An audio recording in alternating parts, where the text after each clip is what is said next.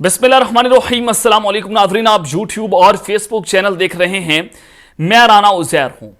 नादरकाम एक प्लान के तहत इमरान खान साहब को मुकम्मल तौर पर सियासी मैदानों से हटाने की मुनज़्ज़म साजिश की जा रही है। न सिर्फ साजिश हो रही है बल्कि बंद कमरों में यह तयशुदा प्लान था कि इमरान खान साहब को रास्ते से हटाना है।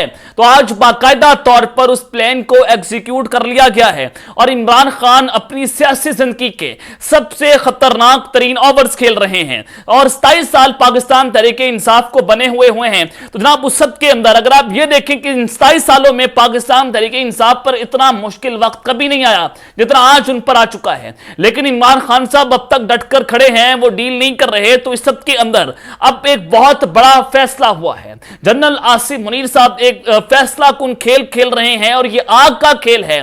और जिस तरह से इस आग के खेल में इमरान खान साहब को ताहयात कैद की सजा सुनाने का फैसला हो चुका है। यह मामला क्या है, माजरा क्या है, और इस हवाले से तमाम डिटेल्स मैंने आपके सामने बमा हकाइक और बमा सबूत रखनी है कि इस वक्त पाकिस्तान की एस्टैब्लिशमेंट क्या चाह रही है, जीएचक्यू से क्या फैसला होना है। और फिर शाह महमूद कुरैशी साहब जिनके हवाले से बात की जा रही थी कि एस्टैब्लिशमेंट की पर्ची हैं, आज उन्होंने जिस तरह से दिल जीत लिए हैं वो भी जनाब नाकाबिल तस्खीर हैं। उनके हवाले से भी बात करना इस वक्त बहुत जरूरी है।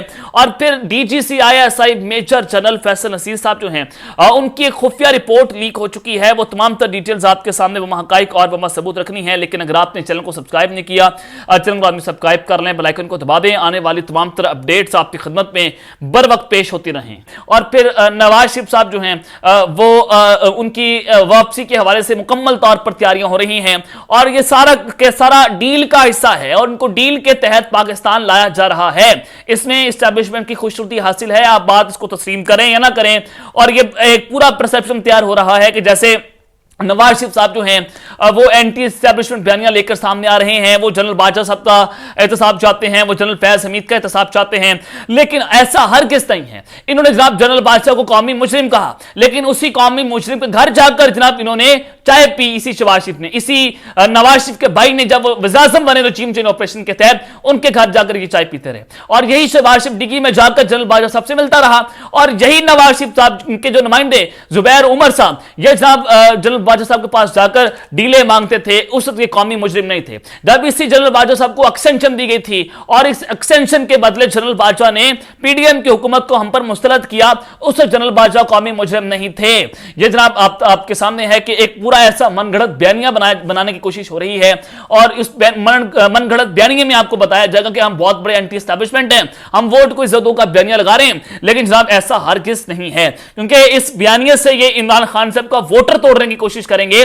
लेकिन जनाब इस वक्त पाकिस्तान की अवाम इनका तरीका वारदात समझ चुकी है कि जिस तरह से जनाब ये लोग हमें पहले बैठकर खाते रहे, हमारा खून नोचते रहे, लेकिन अब जो है पाकिस्तान की अवाम इनके तरीके वारदात को समझ चुकी है। और अब इमरान खान साहब पाकिस्तान की कौम की रेड लाइन जनाब बने हुए हैं। आप उनके हवाले से जो मर्जी कर लें, आप इमरान खान साहब का कुछ नहीं बिगाड़ सकते। मैं आपको लिख कर देने के लिए तैयार हूं कि इमरान खान साहब इस वक्त पाकिस्तान के बेताज बादशाह बने हुए हैं, वो सियासत के बेताज बादशाह हैं। आप जो मर्जी कर लें, आपने इलेक्शंस करवाना उसके बगैर आप इलेक्शंस करवा कर देख लें। आपने पाकिस्तान तहरीक इंसाफ को बैलेट पेपर से निकालना है, आप ये भी करके देख लें।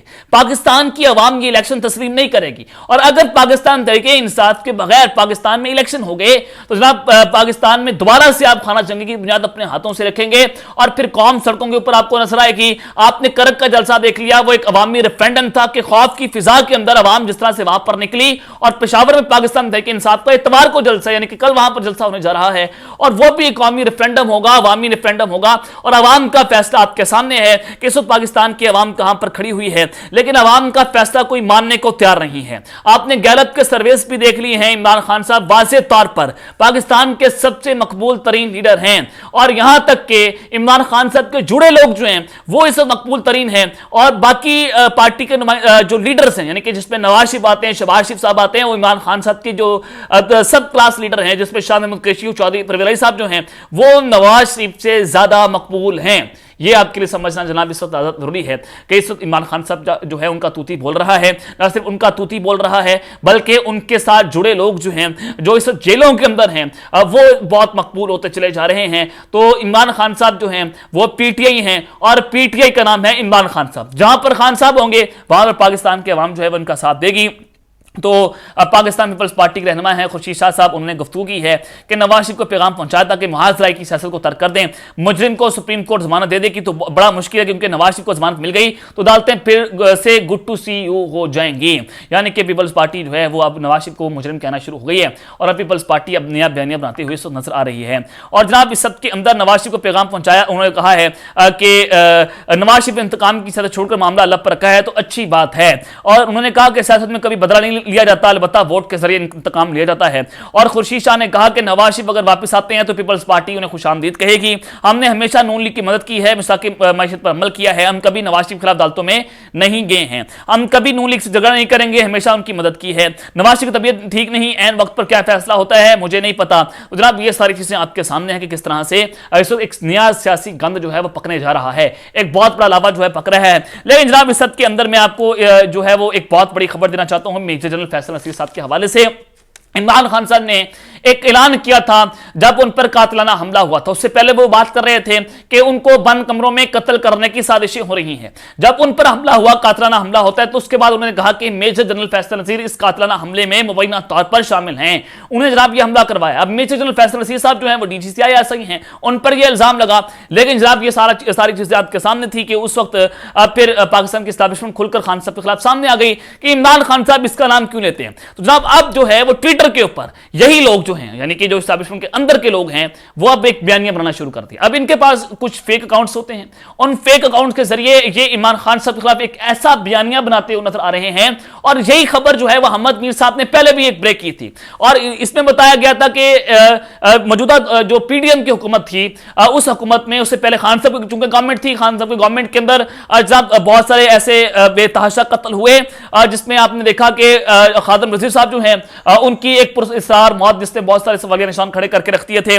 और उसके बाद आपको यह भी बता दूं कि फिर जनाब मरियम नवाज का कत्ल, नवाज शरीफ साहब का कत्ल, एक फाइल पहुंचाई गई थी शहबाज शरीफ साहब के पास, एक टॉप सीक्रेट फाइल थी जिसमें बताया गया था कि जनाब बहुत सारे जज जो हैं उनको भी कत्ल किया गया और इसमें इमरान खान साहब बराह रास्त तौर पर जो है वो शामिल थे। तो ये सारी चीजें आपके सामने थी कि एक फाइल जो है वो टॉप सीक्रेट फाइल थी, वो जनाब वज़ीर आज़म हाउस के अंदर पहुंचाई गई। अब उसी चीज को आगे लेकर चला जा रहा है। डॉक्टर समीना नामी ट्विटर अकाउंट से एक वेरीफाइड अकाउंट है, पैसे देकर वेरीफाइड करवाया गया है। तो जनाब इन्होंने एक ट्वीट की है। अब ये ट्वीट बहुत इंपॉर्टेंट है, आपने समझना है। और ये ट्वीट का मकसद ये है कि अब एस्टैब्लिशमेंट ने मुकम्मल तौर पर इमरान खान के खिलाफ एक और फाइल तैयार कर ली है। एक और चीजें हैं कि अगर इमरान खान साहब एक केस में बच जाते हैं, साइफर केस के अंदर भी, तो अगले केस में खान साहब को जो है वो हमें लंबा अरसा के जेल के अंदर रखना है। तो DGC major general Faisal Nasir के खिलाफ अब गाली लिखी हुई है इस ट्वीट के अंदर, वो गाली नहीं लेना चाहूंगा। इसमें इमरान खान साहब का जिक्र है कि इमरान अहमद खान न्याजी की चीखें ऐसी ही नहीं है। इमरान न्याजी, फैज तमीज, जनरल बाजा, 3 अफराद के कत्ल में मुलव्विस पाए जाते हैं। अब ये 3 लोगों ने किन को कत्ल किया है? जस्टिस वकार सेठ, जज अरशद मलिक, खादम हुसैन रिजवी। इस वक्त मौजूदा DGC ISI major general Faisal Nasir के खिलाफ इमरान खान साहब जो हैं वो अपने कत्ल के मंसूबे का इल्जाम आयद कर रहे हैं, लेकिन दर हकीकत अंदर की कहानी इंतहाई मुख्तलिफ और सनसनीखेज है। यानी कि जस्टिस वकार सेठ मलिक और जज अरशद मलिक और खादम हुसैन रिजवी को इन 3 लोगों ने, जिसमें जनरल बाजा, फैज समीद और इमरान खान साहब ने मिलकर कत्ल करवाया।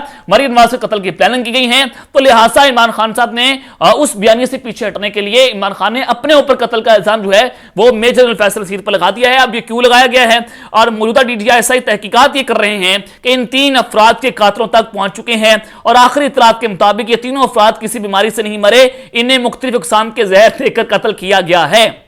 यानी कि डीजीसी आईएसआई जो हैं वो इमरान खान साहब तक पहुंच चुके हैं कि इनके कातिल हैं। तो जनाब अब जो है फौज इनको सजा दे देगी। तो इस वजह से फैसल नसीर साहब ये तहकीकात कर रहे हैं। तहकीकात ये बताती हैं कि जनरल फैज हमीद और वज़ीर आज़म बराह रास्त इन कातलों में मुलव्विस हैं और मजीद तहकीकात जारी हैं। जल्द शायद मजीद खबरें बाहर आएँ और बेगुनाहों का खून रायगा नहीं जाएगा, कातिल कानून का सामने करके इंशाल्लाह अपने अंजाम को पहुंचेंगे।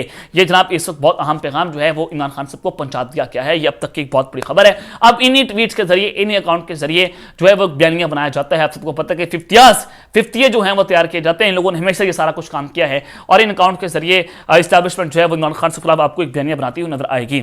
अब जनाब आपको एक और बड़ी खबर देना चाहता हूं, वो खबर है इमरान खान साहब जो हैं वो ताहियात उनको नहल करने की मुकम्मल तौर पर तैयारी हो चुकी है और ये ताहियात कैद की सजा है और ये आग का खेल शुरू हुआ है। और शाह महमूद कुरैशी साहब जो हैं उन्होंने जनाब इस वक्त जो है वो सबको हैरान कर रख दिया है। ये इस वक्त एक बहुत बड़ी जनाब डेवलपमेंट है। खबर यह है कि साइफर केस का चालान ऑफिशियल सीक्रेट एक्ट खुसूसी अदालत के अंदर जमा करवा दिया गया है। इमरान खान और शाह महमूद कुरैशी जो हैं वो साइफर केस में कसूरवार करार दे दिए गए हैं। अब साइफर केस जो है वो सीक्रेट एक्ट है और इसमें कम से कम सजा जो है वो 14 साल है। 14 साल की कम से कम सजा है। असद उमर एफआईए की मुल्ज़िमान की लिस्ट में शामिल नहीं है। असद उमर साहब को निकाल दिया गया है क्योंकि जनाब वो इमरान खान साहब से पीछे हट गए हैं, तो लिहाजा शाह महमूद कुरैशी साहब जो है खान साहब से पीछे नहीं हट रहे, उनको भी इस केस में डाला गया है। साबिक principal secretary Azam Khan FI की मजबूत गवाह बन गए हैं। अब उन्होंने गवाही इमरान खान के खिलाफ दे दी है और आजम खान का 161 और 164 का बयान चलान के साथ मुंसलिक है। चलान में कहा गया है कि इमरान खान ने साइफर अपने पास रखा और स्टेट सीक्रेट का गलत इस्तेमाल किया और साइफर कॉपी चेयरमैन पीटीए के पास पहुंची लेकिन वापस नहीं की गई और शाह महमूद कुरैशी ने 27 मार्च तकरीर की, फिर चेयरमैन पीटीए की मावनत की और इमरान खान और शाह महमूद कुरैशी की 27 मार्च की तकरीर का ट्रांसक्रिप्ट जो है वो सीडी से मुंसलिक है और एफआईए ने 28 गवाहों की लिस्ट चलान के साथ अदालत में जमा करवा दी है। सेक्रेटरी खारजा असद मजीद और साबका सेक्रेटरी खारजा जो है सुहेल महमूद भी गवाहों में शामिल किए गए हैं और एडिशनल सेक्रेटरी खारजा फैसल नियाज तर्मिजी भी एफआईए के गवाहों में शामिल हैं। अब इन लोगों ने इमरान खान साहब के खिलाफ गवाही जो है वो दे दी है, तो लिहाजा इन केसेस में शाह महमूद कुरैशी और इमरान खान साहब जो हैं उनको फंसाया जाएगा और इसमें कम से कम 14 साल कैद की सजा है और जज साहब को बताया गया है कि इमरान खान साहब को 14 साल की कैद की सजा देनी है। लेकिन इसमें जज साहब ने कहा है कि वो 14 साल की कैद नहीं दे सकते। दफात जो शामिल है उसमें तकरीबन 7 से 14 साल के दरमियान। अब इमरान खान साहब को 7 से 14 साल के दरमियान जो है वो कैद की सजा हो जाएगी। उसके बाद अपील, ताकि खान साहब अपील करें, वो सस्पेंड हो जाए, वो अपील खारिज हो जाए और फिर मुल्क में फेक इलेक्शंस करवाए जाएं और फेक इलेक्शंस करवाकर नवाज शरीफ साहब को वज़ीर आज़म बनाया जाए और सुकून से 5 साल हुकूमत करें और फिर इमरान खान साहब को निकाला जाए। इट मींस कि इमरान खान साहब ने एक तो डील करने से इनकार कर दिया है, वो डील नहीं कर रहे और खान साहब मुल्क से बाहर नहीं जा रहे। जब मुल्क से बाहर नहीं जाएंगे जाहिर वो जेल से बाहर नहीं आएंगे क्योंकि अगला बयानिया बनने देना है खान साहब। अगर बाहर आ गए तो जाहिर है इलेक्शन हुए तो आप जितनी मर्जी धांधली कर लें, ये इलेक्शन नहीं जीत पाएंगे। तो अहमद मीर साहब भी ये कह रहे हैं कि शाह महमूद कुरैशी भी बच सकते थे लेकिन उन्होंने पतली गली से निकलना मुनासिब ख्याल जो है वो नहीं किया है। असद उमर साहब पतली गली से निकल गए, शाह महमूद कुरैशी साहब पतली गली से नहीं निकले हैं। तो जनाब अब खान साहब और शाह महमूद कुरैशी साहब जो हैं इनको लंबे अरसे के लिए जेल के अंदर रखा जाएगा जब तक कि एक बहुत बड़ी डेवलपमेंट है जो मैंने आपके सामने रखी है, जिसके बाद अब एक आग का खेल शुरू हुआ है और अब इस्टेब्लिशमेंट अंधाधुंध खेल रही है और अब ये ताकत के नशे में पागल हो चुके हैं। तब तक के लिए ख्याल रखिएगा और इस ख्याल रखने के बाद पाकिस्तान जिंदाबाद।